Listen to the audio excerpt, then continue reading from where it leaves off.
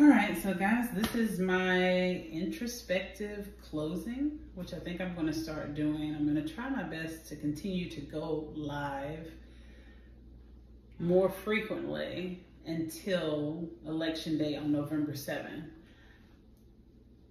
Here is my perspective on tonight.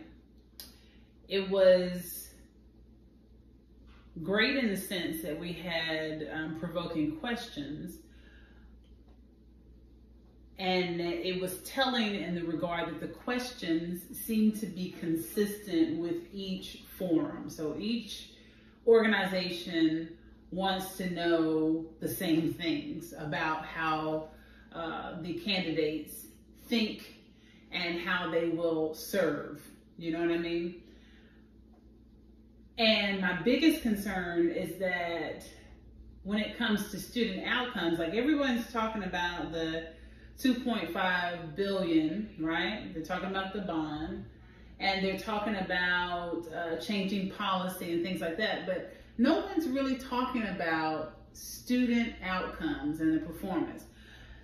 So yes, those things relate to the kids, but no one is talking specifically, and this is my son's flip-flops. No one is talking specifically about them babies. And I'm huge on them babies. That's why I am running. It's because of them babies. And we're failing them, or rather you are. And I say this because I'm only one person at the end of the day. And I am trying to multiply myself because I want the best for our children. And I can't, the only way to multiply myself, because when I'm in a classroom, I'm limited to teaching at best 30 students, whether it's the kids in the traditional primary education setting or in the advanced secondary education setting in the universities and colleges, or in the vocational setting where it's in the communities.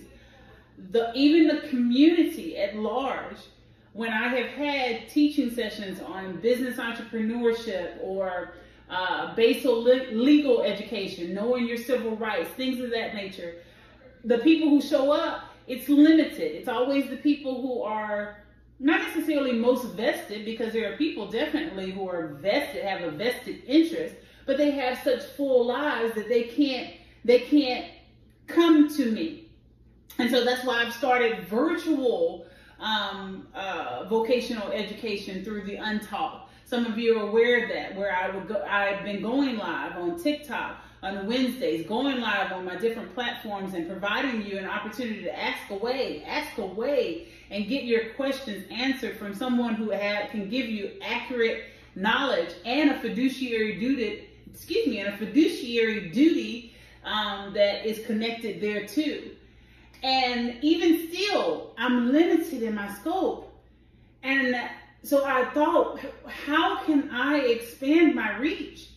How can I be the most impactful? Because I'm limited with these, 30 students in the classroom, or 30 students in my lab, in my labs, my biology and physics and chemistry labs. I'm limited. I'm limited. And this is the best way to do it, to serve on the board, to impact student outcomes. Because if I teach in Charlotte-Mecklenburg schools, I'm still going to be limited to a classroom. If I teach at UNC Charlotte, I'm still going to be limited to the classrooms. Maybe at best, I would be better served at the university in one regard, because then I would have on my scope of, amongst my scope of duties, I'd probably have several classes. So then they would multiply one classroom population times maybe 3 at best. But when you're teaching in public schools, you're generally teaching one class. And then, of course, you cycle through all the students throughout the day. Maybe depending on your, on the course load and all those kind of things, and the class schedule. The point that I'm making is that the biggest issue that I keep seeing is that we're really not talking specifically about student outcomes. And this school system when we moved here, had a low B, a B minus, and a C during the course of my son's matriculation through CMS, because he started school here. We moved here when he was 5, and this is what he knows as school. You know, we both, our experiences for school are primarily here in Charlotte. Now, we had a wonderful pre-K program with Children's First. Absolutely, Children's First in Greensboro, North Carolina. That's a transformative leader, Miss Jackson. She's awesome, awesome. But here, this is what we've been limited to, and it's not good. And again, my son has me as the benefit.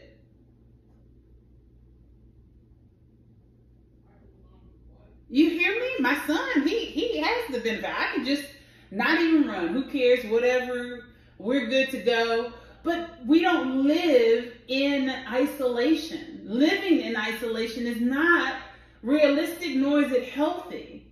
We live together amongst all of us, and we all thrive when we're all doing better. And you know how I feel about that. I feel very strongly about how we, you know, greater good mentality and transformative thinking. So these are my closing perspectives. You've got to decide. And I'm concerned that we're going to have just the same people voting, the same, you know, the PACs are going to vote, but you charlatans are not going to come out and vote. Please prove me wrong. Please prove me wrong for them babies. Y'all have a good night.